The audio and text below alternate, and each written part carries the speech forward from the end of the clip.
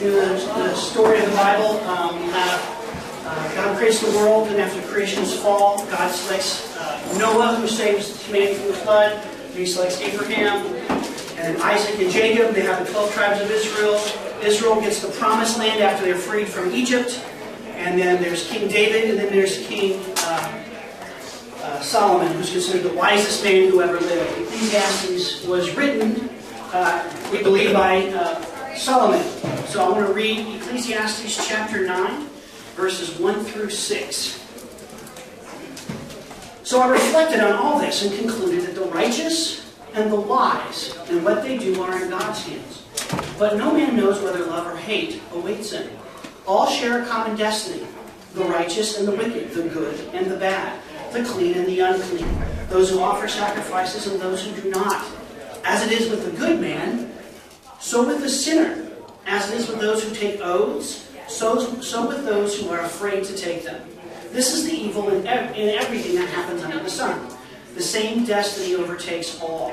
The heart of men, moreover, are full of evil, and there is madness in their heart while they live, and afterwards they join the dead. Anyone who is among the living has hope. Even a live dog is better off than a dead lion. For the living know that they will die, but the dead, they know nothing. They have no further reward, and even the memory of them is forgotten. Their love, their hate, and their jealousy have long since vanished. Never again will they have a part in anything that happens under the sun. If you've ever wondered if the culture in which we live is nihilistic and doesn't believe that anything has meaning and that life doesn't have meaning, the first person to articulate this was not the 20th century. You find this in the book of Ecclesiastes. As a matter of fact, when I talk to postmoderns or people who are discussing postmodernism, I steer them to Ecclesiastes. It is a book that is written with a mind that there is a God and that we're responsible to Him, but there's no conception of eternity.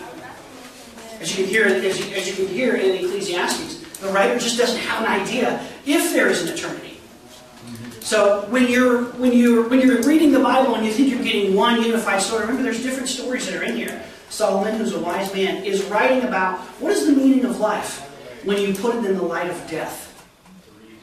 So I just want to start off with that. And we're going to talk about this today because what we're going to discuss is history.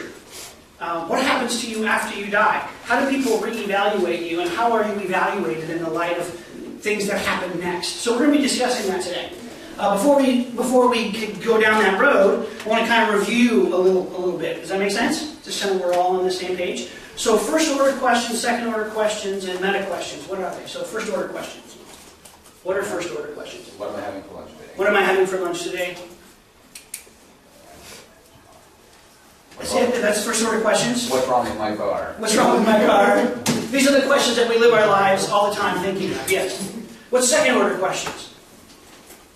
Why do we need to eat lunch? Why is Sunday dinner special? Why is it? It begins to ask questions like why? Why are we doing it this way? Why does this happen this way? And what are meta questions? What is existence? What does it mean to exist? How do I know what I think that I know it? And a lot of people just don't ask these kind of questions, maybe because they're really hard. It gets really tricky. I think a lot of us live our lives between first and order questions, and we really don't even go to second order questions all that much. We live our lives in that space. So we talked a little bit about epistemology last week, it's a meta question, right? How do I know what I think that I know? We talked about the shift between pre-modern and modern. Can we kind of someone give us a description of the shift between pre-modern kind of knowing and modernistic knowing? Do we remember that? Over authority, things that were just totally experienced, to a more of a fact-based. Fact-based. Yeah, logic and reason. I think the story we used was the story of Dragnet, right? We're talking a crime happens and we want to find out the truth. Did the lady down the hall commit it? And if the woman is in there throwing out all her opinions, what do we think of those as modernistic people? Irrelevant. Your opinions are irrelevant. All that matters is, remember what we said, just the facts, man. And do you remember we talked about there was a split between facts and values, yes? Remember that? I didn't have a chance to talk about this last week, but I teach a philosophy and Christian thought class, and this is one of the questions that was asked. What is the Socratic method? Do you ever use it, and when are you trying to find the truth? Should you? This is one of the questions that's asked in class. Anyone know what the Socratic method is? What's the Socratic method, Elizabeth? Answering a question with a question. Answering a question with a question. Your mom was probably really good at this, right? What are we having for dinner? Well, what do you think we're having for dinner? I'm standing over a pot cooking spaghetti sauce. What are you, right? Your mom was probably really good at that. That's the Socratic method. I want to give you an answer that one of my students gave. Okay? Listen to the response and keep it in light of this fact-value split. The Socratic method is where one poses questions to important people and then publicly embarrassing them by discrediting their answers. As we are talking about philosophy, I believe this approach should be avoided. Individuals are entitled to their personal opinions without ridicule. What do we think of that? This was all of medical school. That's the basis of medical. That's the basis of medical school. They ask you a question, you give an answer, then they question you until you realize that wasn't the right answer, right? And then if they still won't give you an answer, and they tell you to go find out. To go find the right answer. What did this person believe about the Socratic method? It's me. It's mean.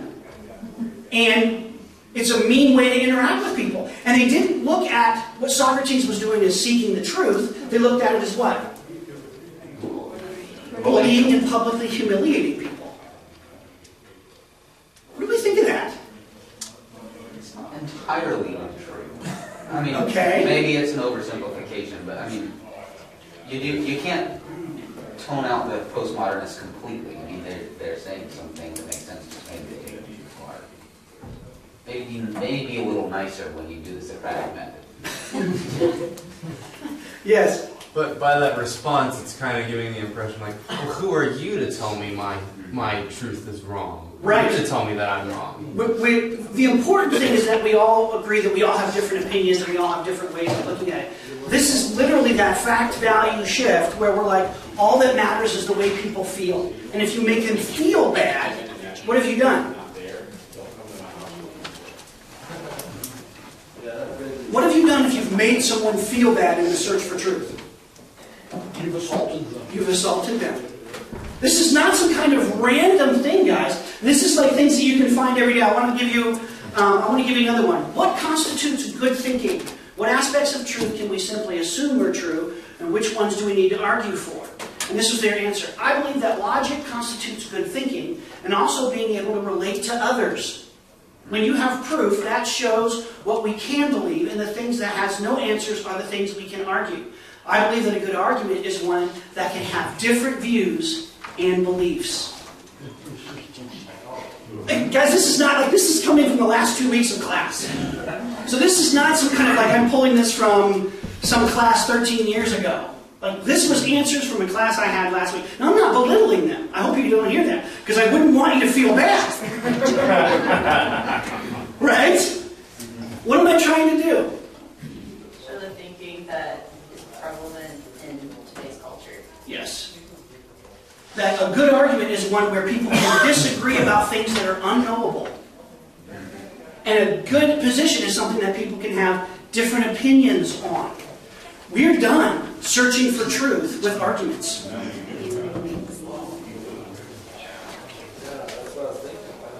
At least formally.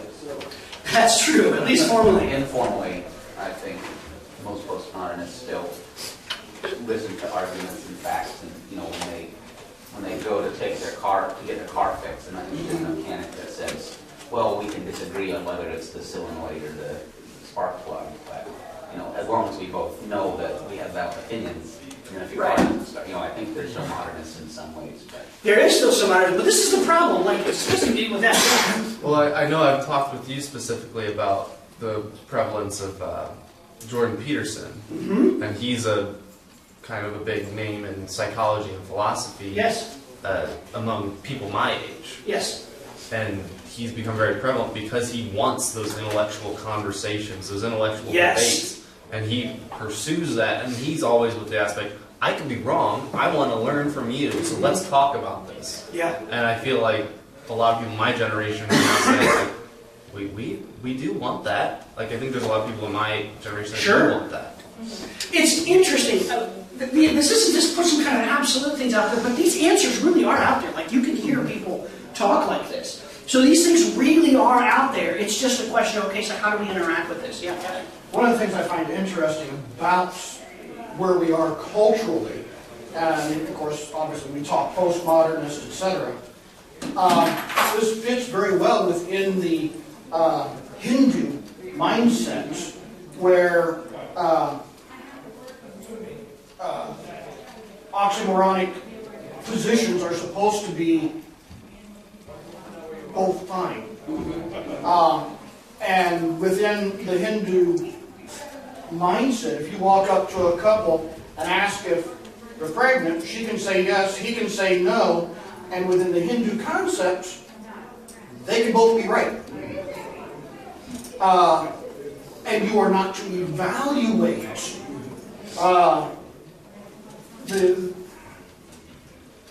that one could be wrong. But this is very much where we are postmodern. Hey, remember, these guys are just illustrations. Like, this isn't because these people said this, well, therefore the whole culture believes this. There's a whole range of positions. Yes. So, what we're going to do today, I don't know, did anyone ever end up buying this? I know I threw it out there as an option. Good. If you're interested, where we're going to be today is chapter 14. Yeah, I own 3. That's good. But what I want to talk today about is the meta question is, what is history and where is history headed? This has implications for how we understand postmodernism, and hopefully by the end of the day we'll be able to make some sense of what's going on in some sense in our culture. What is history? Someone give me a good definition of what history is. The past. Great definition. The things we tell ourselves about the past. The things we tell ourselves about the past. Do you want perceived postmodern history, or do you want...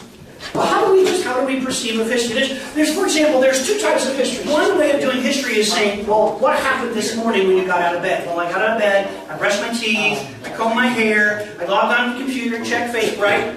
That's a series of events that happened in a row. And we're trying to figure out what the chronology is. Now, this can get very interesting the further back you go.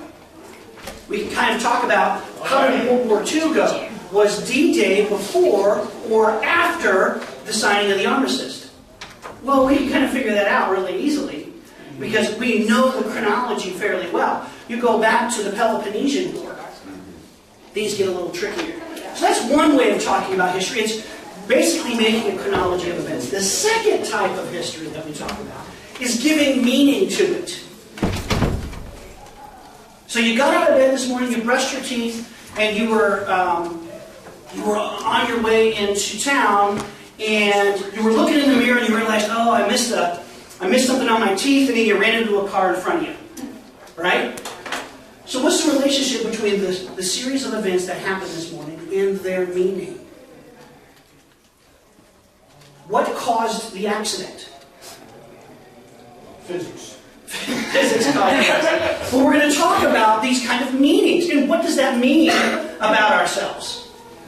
Okay, so one type of history is just, chronology. The second type of history ends up being a meta question. And actually, you can do this just like this. You can have first order history, what happened at Jamestown. You can have second order history, what was the Native American European relationship like? That's kind of a second order question. And then a meta question would be, where is history going? How do we fit the whole relationship between Native Americans and Europeans? How do we fit that into the flow of history? How do we make sense of the past? And so what we're going to find is that stories are really important here and here. Do you know what I mean by stories? If you told a really good joke, you've told a good story. Right? You got to know how to weave it in, and you kind of make a twist where things are unexpected, right? A good storyteller, usually good historians are great storytellers. They will take you on a journey, and you feel like, man, I really felt like I was there. Narratives play a very important role. So, do we think that pre-moderns had an understanding of history? Yes. What was that understanding of history like? By the way, if you haven't figured it out, we're kind of going pre-modern, modern, postmodern. It allows us to kind of see the difference and the shifts as they go through. pre-modern conception, boy, this is just not a great pen, is it? Let's try this here. The pre-modern conception of history is this, generally speaking. It's this idea that God has created the universe and mankind fell away from God's original plan. This is European pre-modern history. God sent His Son Jesus to die on a cross for our sins. We can accept Christ and live for eternity with Him, which is a future state. It's a future place that we will be able to go to. So in the pre-modern view of history, God is in the driver's seat. God is the driver of history. He's the one that makes things happen. He's the one that causes kingdoms to rise, causes kingdoms to fall. And this is the pre-modern narrative. Now what it gave people is the sense of meaning. Where am I in this story? I'm not Abraham. Why? Because Abraham was before Jesus. I live after Jesus. So I'm a part of the church. So my life can begin to make sense in the large narrative of salvation history. Does this make sense? And the whole idea that drives this, God is the driver of history for pre-modern thinkers in Europe. Yeah. I would even take that, I would spread that umbrella out. If you get outside of Christian history, that is, the gods are in the driver's seats. Greeks, you start to see that shift because the gods become humans with superpowers. Yes, yes. But they are still the drivers. Yes. They're the ones causing things to happen. Yes. And so we have our specific understanding of it, but that is broad-based, the perspective of your pre-modernist. The gods, or God, is the driver. Right. And that's one of the main shifts between a pre-modern and a modernistic understanding of history. Who is in the driver's seat? Who is making things happen? Who is causing history to move towards its goal? Interestingly enough, pre-moderns had a linear view of history as well. There was a beginning, a middle, and an end. And they thought of themselves as the middle. So it wasn't cyclical, because pre-modern Westerns thought of themselves as in the middle of history, but God is the one driving it towards its goal, not us. Now what you get is a shift in the narrative, okay? The narrative, what those are called are meta-narratives, meta-story. It's a large, overarching story that you can plug the history of Great Britain into. The history of Great Britain can get plugged into that story. You can say, this is how people groups happen. And then you can have sub-understandings of history. But everybody kind of had this thought of where I fit in time. I belong here. And so my role is here. So my function is here. And then you combine that with the web of knowing, you kind of fit into a world that makes sense to you. Okay, so that's a meta-narrative. It's a large, overarching story. What gives us our meta-narrative? Where do we get our meta-narrative from? Our belief system. Our belief system? Where does our belief system, not just us, Catholics, Protestants, Eastern Orthodox, we've created a document that gives us our meta-narrative. It's the Scripture, right? As Christians, our meta-narrative comes from Scripture.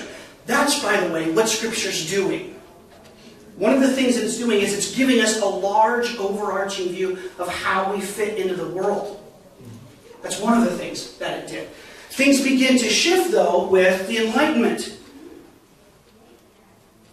What you get in the modern era is a shift in this story, okay? And the story shifts like this. Humanity has always been enslaved to fear and superstition.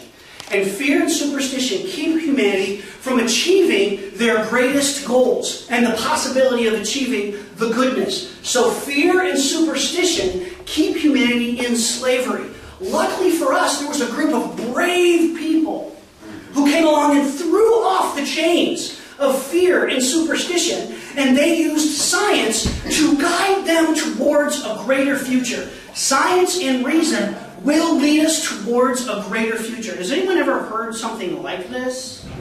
13 years in public school my entire life.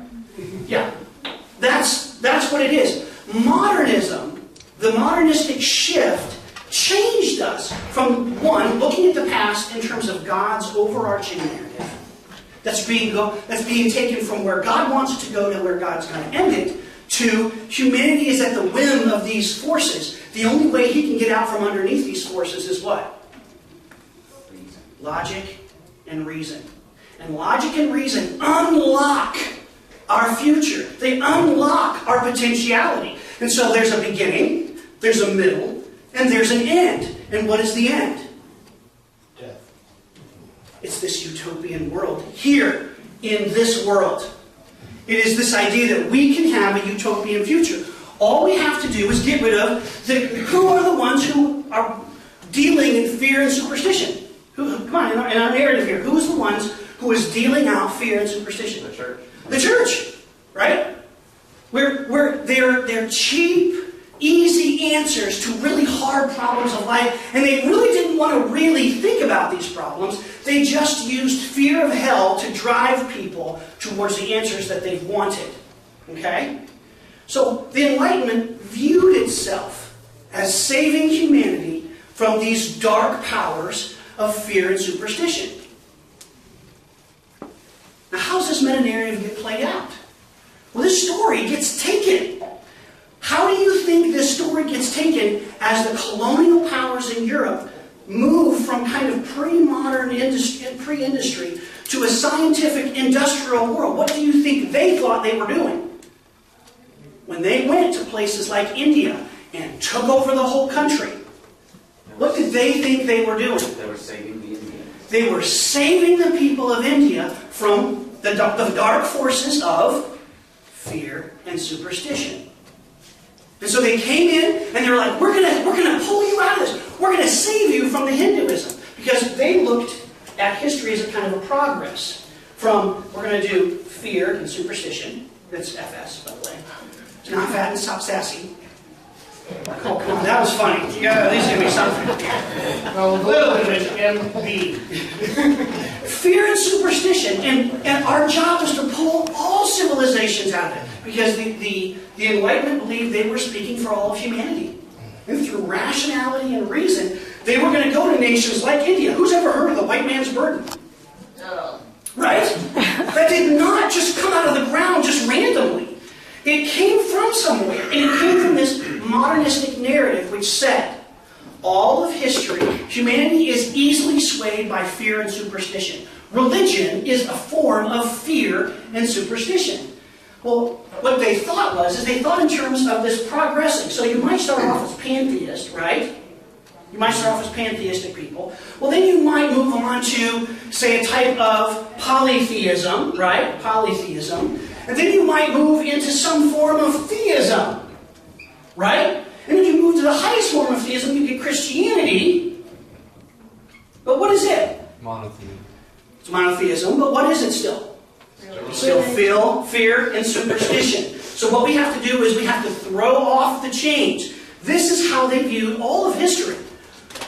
Humanity starts off pantheistic, becomes polytheistic, becomes theistic, and Christianity is basically the last step before you walk into the Enlightenment and the skies part and the sun comes down and we all just live happily ever after.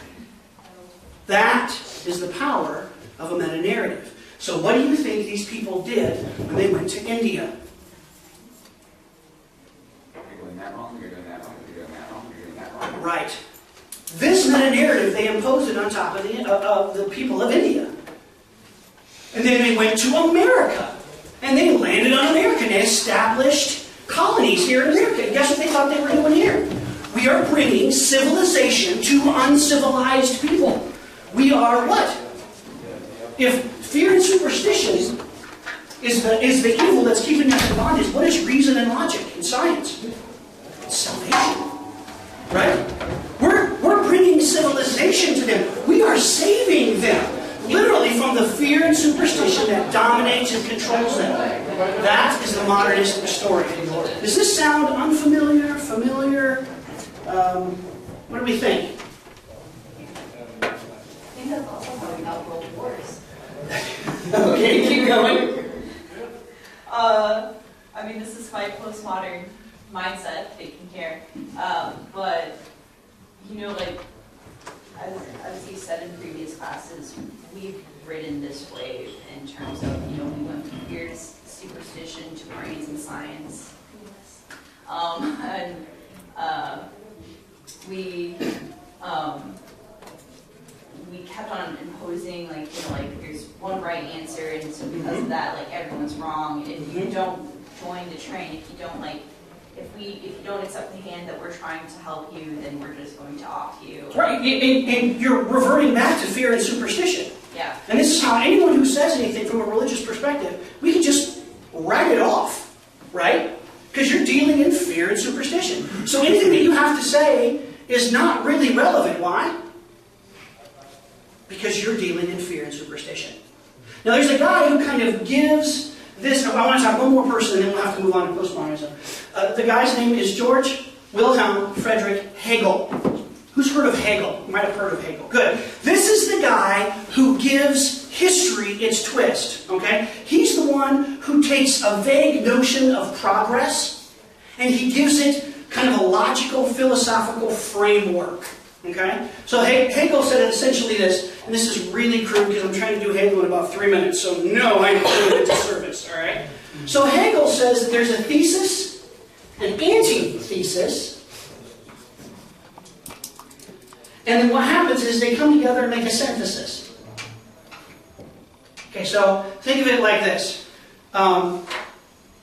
There's a movement, and then it progresses this knowledge forward. And then along comes the antithesis to this movement. You might say there's the sense of democracy, and then you might have, actually the thesis would be monarchy would be one thesis, and an antithesis would be democracy. And then they would come together in England and form what? Constitutional monarchy. That would be a synthesis. So it's this idea that all of history is progressing through this 2 steps forward, 1 step back, 2 step forward, 1 step back. This is how history is progressing. And he pulls out God as a solver, and what he says is it's absolute spirit. And this is what he says is driving all of history. Absolute spirit. So what does that mean about the Enlightenment? What is the Enlightenment? It's a higher thesis than a lower thesis. See, along come, first there's polytheism, or pantheism, then polytheism, right? And you see how these are theses and antitheses, and they start a new position. And history is moving forward. There is an end to history. Absolute spirit is driving us there, and we're going to get there through reason and logic. So that's Hegel. That's Hegel's dialectic in 2 minutes. But this is how they rationalize this sense of inevitable progress towards a utopian goal. Now what happens with postmodernism? What does postmodernism do to this? Well, it starts off by asking this very simple question. The colonizers, the Europeans, were coming to India to save them from fear and superstition, to pull them out of darkness and put them into light. What story do you think the Indians told? How do you think the people of India looked at what the British were doing? Depression. Right? You thought you were bringing light and truth and saving us from fear and superstition, but you know what we thought you were doing? Stripping us of all of our natural resources. Yes. Right? Stripping us of all of these things. You're taking away our culture. You're taking away our heritage because you have this hegemonic idea of this movement of history. And it's inevitable. And we're strong and they're weak, so we can take what we want because they're still stuck in fear and superstition. And we're going to drag them up. Well, that's essentially it. Postmodernists said, you've been listening to only one story. And you've been saying that story speaks for all of history. Like your story is the only story that exists. And everybody else's story is irrelevant or unimportant. How do you prove the modernistic story? What facts can you bring? Remember, we're dealing with facts. What facts can you bring to the table to prove that meta-narrative of history? How do you prove it? The thing that strikes me with Hegel is he's talking about facts and logic and yet ultimate spirit. Yes. You know, it's like, Absolutely. how do you get there with that? Yes. It defies the logic. He basically took the idea of God, stripped the name God, and put some of those qualities in there. He was this force. But it's this idea of how do you get any metaphysics at all from facts? So postmodernism comes in here and says there are no meta-narratives. There are none. All there are many narratives. And I don't mean M-A-N-Y, I mean many, as M-I-N-I. All there are many narratives. There is no meaning, large overarching meaning to history. It is pointless. It is without a goal. It is meaningless. All you have are many narratives. So, when they say things like, this is going to get touchy for some of us in this class, when we say things like the idea of American, what's that movement, Wes, where we manifest destiny, right? That's how America justified taking the entire continent. That is America's story that fit into the larger within the larger story of rationality and reason. Manifest destiny. We were destined to travel from one end of America to the other. Native Americans, what did they think of manifest destiny? Genocide. And it wouldn't be far off, really. All right? So what you end up with, and I know this is tricky because some of us really kind of believe America has this sense of divine purpose. But what you end up with is the postmodern movement. Remember, I'm not trying to say you need to believe this. Okay? I'm not saying this is what you need to believe. I'm simply explaining it so we can make sense of what they're saying. There's a Native American story. There's an American story. And those two stories conflict. And how do you determine if America is manifest destiny towards the end? Well, it boils down to power. Can you force your vision on those other people or not? Can you make them buy your vision? And if they buy your vision, great, but what if they don't? Should those stories be told? Or do we only tell the stories that reinforce our ideas of who we are and what we're doing? You have just moved from history to religion in this aspect. History in having meaning, in having the understanding the events that have happened, and saying this is the only valid understanding of history. That moves us automatically into the realm of faith and reason, of faith and belief. That leaves history. Are you sure it leaves history? Are you sure that I'm playing a postmodern devil's advocate here. Sure. Are you sure you can so easily draw the line between faith and history? Yes, I'm yes. not sure that you can draw that line so easily. You move, and it's a problem we have, especially in this kind of mindset. History does not foretell the future. The meta-narrative is based in our myths or historic events, and those are two different things. And you take those, how you project them out is no longer history. You see what I'm saying? How do we... I want to disagree here so much as this is trickier. Yes. You look at the Bible as a great example. What is Revelation doing? What's the line between future and past in Revelation? The book of Revelation. Oh, it erases it. And you see what I'm saying? Not everybody has such a clean break between the past and the future. But and again, I think that's actually a great example of why understanding Scripture is important, because Jesus gives us the first hint of that before Abraham was, that's past tense, I am, present tense. He's not using poor grammar. He's making a claim that God lives outside of history. Revelation peels that back further. Sure. And so you run into that difficulty. Modernism likes to put things into little boxes. Yes. It likes to put things into boxes, okay? One of the things that postmodernism does is it says these boxes are arbitrary. They're just lines in the sand. Like, very much like we would say the nation states today.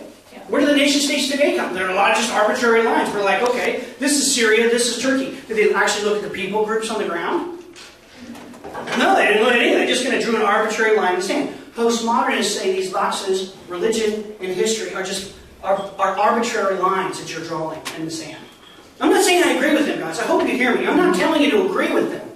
I'm trying to help us see where they're coming from and why, when we're talking about people who want to talk about Native American stories. I mean, this is where, can you see where feminist history can come from? Feminist history comes out of this. It's this idea that we've only been telling one version of the story. And usually it's a white European male. And postmodernism says, look how oppressive, look how Eurocentric, look how ethnocentric your story really is.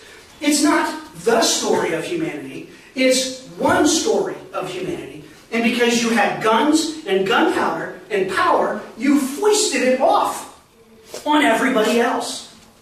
Now this is going to play into another topic we're going to talk about on another day, about power dynamics and power relationships. But you can see when we look at our world today, when they talk about us rewriting American history, who's heard of revisionist history? A lot of people complain about it, okay? It's coming from this conception that there are no meta-narratives. There are no centralized true stories. There's just many stories. But it also denies the existence of external fact, the existence of evil. Yes. That there is such a thing. It's going to end up there, yeah. Yeah. Oh, and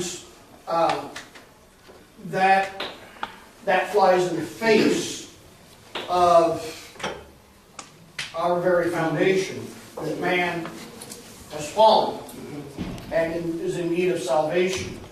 And that becomes our issue as we try to witness to this generation. Right. And so this becomes tricky. What does this mean in terms of talking to a person? When you're talking to people of a different ethnicity. I mean, this is kind of where this whole idea comes out of in terms of African American History Month. I mean, it didn't just spring up randomly, right? Their idea is we're going to tell the stories of people who's had their stories suppressed for so long. Now, here's the thing. Is that untrue? Have those stories been suppressed for a pretty long time? There's a good argument that they were. I mean, white people kind of told the story that really fit them really well. Now, here's the thing. Does that mean there is no overarching purpose to history? Well, I don't know about that. I'm not sure about that. But it's really hard to look at our past and the way we talk about our history and the way we talk about where we're going and to say, no, it was pretty inclusive in the 1780s. Right? Like, that's a hard sell. Right? You're kind of like, man, I don't know. So here's the thing about postmodernism, all right? I think they're onto something. I'm just not sure how much. Does this make sense? Yeah. It does, but I disagree with it. It's fine. And here's why. It may be that where you lived, your story is Western European. But I can guarantee you, if you go down to Haiti, that's not a Western European story and a Western European perspective of history. What is it? It's a Haitian perspective on history. And no, that hasn't been squashed in Haiti. It is Not in Haiti. And this is what I'm saying. but that's what I'm saying. The line of, history is written by the victors, not true. It is localized to that area. If you go to the southern states, there are still places where, and I've had students from the South say this, that the Civil War, the South basically won the Civil War, they just handed the sword to the wrong person. And so is that squashing what happened? Well, It's certainly their own perspective, Right. and no, it wasn't squashed. The fact that what was squashed is what you're familiar with. no, it hasn't been squashed everywhere. Sure. And this is all part of that long, ongoing conversation of who had the power and who's done the squashing. That's tricky. And we're going to talk about power dynamics. Because power dynamics plays a very important part in this. Europe had the sword for quite a while, had gunpowder for quite a while, and pretty much ran wild over the planet. For about 300 years, nobody could stop them. And that's why they colonized the world. And the 20th century happens, right? World War II, World War I, World War II blows up the world. And what begins to happen with the colonies? They begin to crumble. And that's when they start questioning this hegemonic model. They begin to question, is Europe's story the only story? Or does Africa have its own story? And does Uganda have its own story? Do the tribes within Uganda have their own story? And how do you tell the difference between them? They all have different versions of the world. Extreme versions of postmodernism will say they're all equally valid. They're all the same. They're all equally valid. They just hold different values than you do. That's extreme versions of postmodernism, which I find very interesting. Because what they're saying is the Indian shaman who would do incantations if you had appendicitis is telling the same version of the story as if I went to Sean and he said, Mike, you have appendicitis. Same story, same value, same outcome. There's a part of me that goes, I can respect those belief systems, but there's a part of me that goes, I don't know. Like, appendicitis is appendicitis. There's appendicitis, right? So there's this tricky part. And so what you're going to find with most people is you're going to find gradients of this, right? You're going to find degrees. You're going to have your hardcore postmodernists who deny everything. Science is just Western culture's way of controlling everybody. And then you're going to run all the way to the gamut, which is, no, pretty much everything's, this is, Europeans were a little biased, they were a little racist, sure, but, overall they were pretty right. All's well that ends well, right? Right? So you're going to see postmoderns that run the gamut. Actually, more likely what you'll find here is an extreme form of science worship. Science worship is really more on this end than it is on that end. What are our thoughts on this if we're done? What do we think of this? How do we make sense of this? By the way, I'm not trying to turn you into a postmodern. It reminds me of this one excerpt I read about how an African American history professor, African studies professor, was talking to this one man and about African history.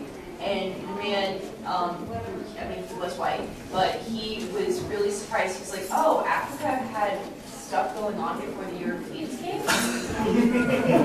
He's like, yes. No, wow. Sitting there on the beaches going, golly, I can't wait till they show up in ships. It wasn't just all like tribes, like just fighting each other. There were empires rising and falling and stuff like that, and like kind of like how just because you weren't there or your ancestors weren't there doesn't mean that the world has stopped. Like kind of like, like kids kind of realizing like, oh wait, my teacher has a life outside of school.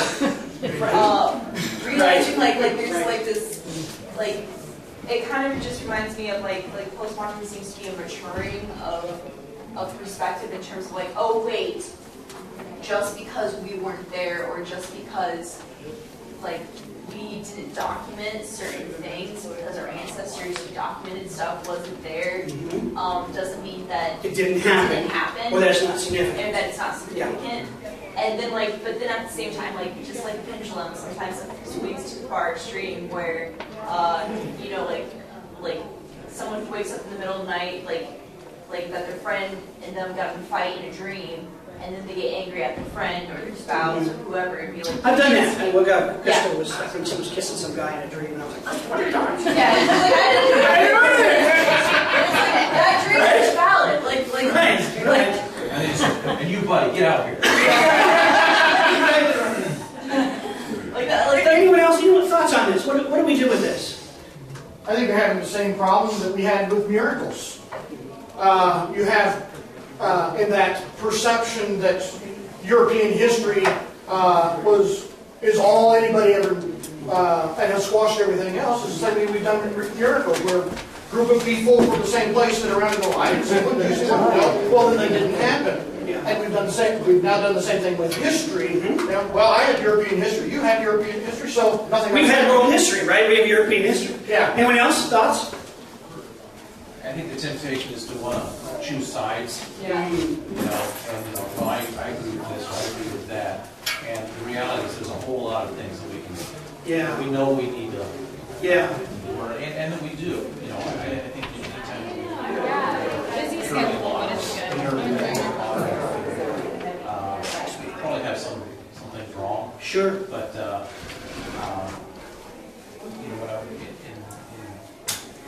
when we look at what we've learned in school has changed somewhat. Mm-hmm. You know, when I look at my kids and their perspective on the world and on history, Sure. it's different than what I grew up with. Sure. When I've been over in Haiti, yes, they have a different history, but our history has affected the way they think about themselves. Mm-hmm. That's right. So it's not a pure, you know, us and them. It's Yeah. those two things have overlapped. Yes.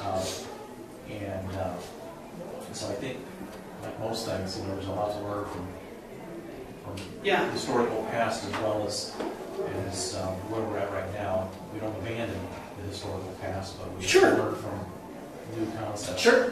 Well, and it's difficult for me being economics and free market guy or whatever, but when people in my generation say vote for a socialist and older people say, what are you talking about? Haven't you read history? It's not because they're stupid, it's because they're postmodern. They say, yeah, you were an American raised in a Cold War.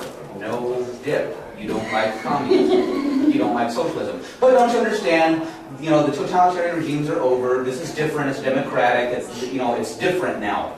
Those aren't facts. Those are values, and you're pulling it from your values. So that's it. Venezuela. Right. I don't want to go down that road too far, but I think how this plays out when you're talking to people is some people come out sounding crazy. When you get to the closer end of the spectrum, you're like, man, what kind of world are you living in, right? Well, they're kind of living in that world, and hopefully we don't have to agree with them. We can at least kind of get a conception of where they're coming from. Yeah. Who knows where we're going in this discussion, but I see this postmodernism. First of all, I don't think it can last a certain period, and it ends up going back to the fear and superstition. Because if we no longer have truths, we're now in this fear and superstition side, so it becomes a cycle. I mean, we're coming out of a country that was based on these truths that are self-evident. Now those truths are no longer self-evident. So it doesn't continue. It can't survive in that new regime. But at some point, when that falls apart, Yeah. we go back to the fear and superstition. I would argue that postmodernism is just too unstable building. You can't build anything on the idea that, no, none of your narratives work. You try, you end up actually being a Nazi. You're talking about truth? Well, who are you to talk about truth? You don't know the truth. Aren't you acting like you know the truth too? The day that math becomes no longer true, what can you do? Right. There's nothing there. There's nothing. So it's tricky stuff, yeah. I think it's more than just knowing that these truths are self-evident. It's how you achieve those truths. It's how you live those truths. I mean, in the old days, if you failed your wife or your wife failed you, what was the punishment? That's a truth. We don't do that nowadays. It's expanded. And even if you're reading the history books, those are little snippets that one person or a group of people put together. You gotta have a picture to look at, but even within that picture, there's details. Yeah. Fascinating stuff, right? This is really interesting stuff. This is why I think Clayton said to me a couple weeks ago, I don't know how you're going to stretch this out over a semester. Well, you're just going to keep pulling up another theme, and you're like, well, holy cow, here's a new theme. There's a bunch of these themes, and we're going to keep coming back to them. Once again, I'm not trying to make you postmodern. I'm trying to make you at least be able to hear what they're saying, so that it makes sense. So that when you're talking to them, you can kind of go, okay, I hear what you're saying. I hear what you're trying to get at. And you don't go, you're a loon, man. You just want to erase all of history and replace it with neo-lesbian dance theory. What the heck? What's wrong with you? Right? I think also the kind of understanding part of where a lot of people who are postmodern are coming from. Yes. Where I find that most of them, it's not because they're stupid, and it's also not because the reason why many times they're accused of being idealists is because they care about people.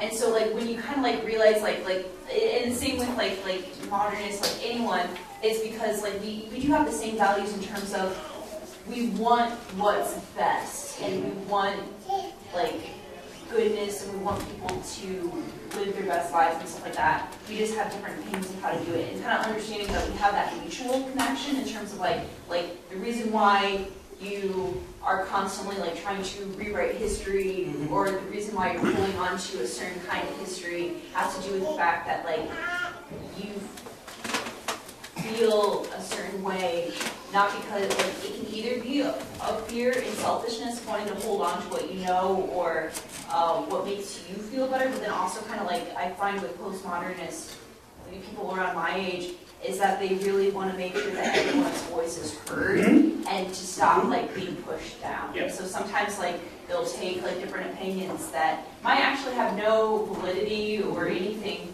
simply because they're like, well, we haven't heard their voice and we've been shoving them down. And it's not a bad thing. Let's pray so we can go to service. Father, we're thankful for this day. We're thankful for this discussion. We're thankful that you are in charge of history and not us. You are taking us on this journey. We are not driving the train. We love you and we praise you. In your son's name we pray. Amen.